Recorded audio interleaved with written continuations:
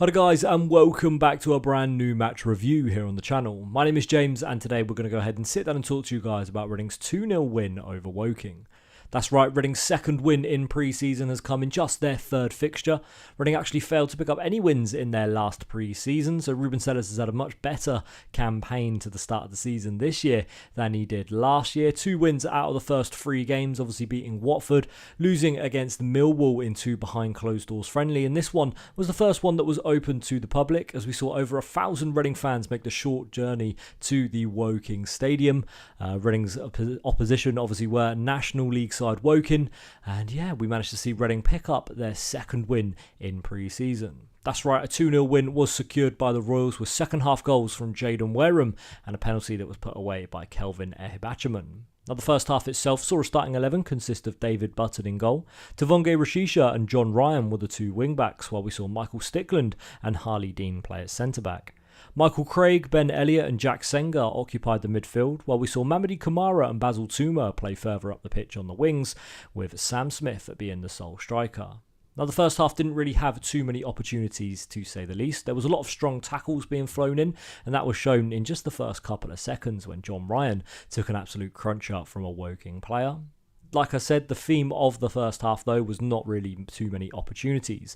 Reading had a couple. One of them in particular was a Basil Tuma chance. He was played through by Sam Smith, but unfortunately had his shot blocked.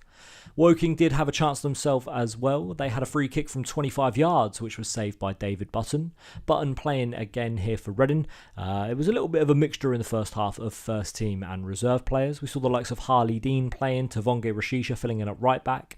Obviously, Andy Yeardom at the moment is set still to be injured, and obviously that right back position at the moment is something that's a little bit open. Kelvin Ehibhatiomhan hasn't played a pre-season game yet, I don't think. Tavonge Rashisha has obviously been filling in that right back spot. But someone that has caught the attention as well of Reading fans is young right back Garcia. He's played a couple of games here in pre-season and seems to have caught the attention of Reading fans, especially in the second half when he played. Reading also had Ben Elliott playing, who was the standout player in the first half for the Royals. Unfortunately, I had dad duties this evening, so I wasn't able to make it to the game. Well, it's not unfortunate that I had dad duties. Don't tell the missus that, but no. Yeah, I had dad duties this evening, so I wasn't able to attend the fixture. From what you could see online, Ben Elliott was one of the standout players in the first half for Reading, but mostly the first half didn't really have any clear-cut opportunities for either side, and yeah, saw a lot of strong challenges be put in. Like I said, pre-season in the last video is mostly about gaining fitness, and if I'm honest, I couldn't really care less about results when it comes to pre-season. It's nice to win a couple of games in pre-season, don't get me wrong, but it's not really about the results in pre-season. It's about making sure your players gain their fitness and make sure that they don't pick up any silly injuries, and obviously that could have been avoided, or could have actually happened in the first couple of seconds of the game when John Ryan took an absolute cruncher.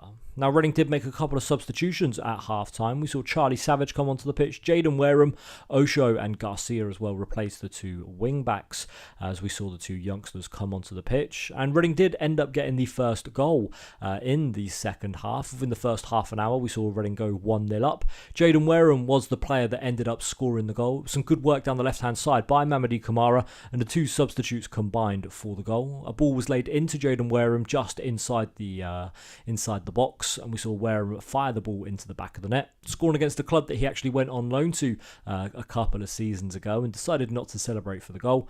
Obviously, it is pre-season, so celebrations normally don't happen as it is. But yeah, a little bit of respect from Jayden Wareham there to one of the clubs that he was on loan earlier on in his career.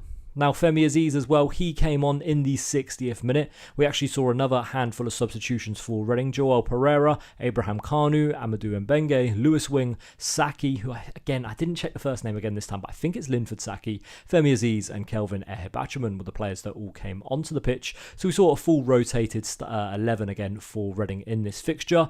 Reading managed to get their second goal of the game, though. That came when Amadou Mbenge played a 50-yard pass up to Kelvin Ehibhatiomhan. Ehibhatiomhan then had a fantastic first touch and was able to beat 2 players before being fouled in the box. Ehibhatiomhan then stepped up for the penalty himself and managed to power it home into the bottom left-hand corner. The Woking goalkeeper did get 2 hands to the penalty, but he managed to score. For some reason, there was a bit of limbs and some forced limbs, should I say, in the crowd. People falling over. Don't really know what was going on there. But yeah, it's lovely to see that people are absolutely ecstatic with a 2-0 advantage against non-league Woking in a pre-season friendly. Maybe save that one for the league boys. But yeah, Reading did have another few opportunities. Femi Aziz was someone that kept coming up when looking at social media updates. Aziz kept having chances, but it seemed like the Woking goalkeeper was equal to the majority of them.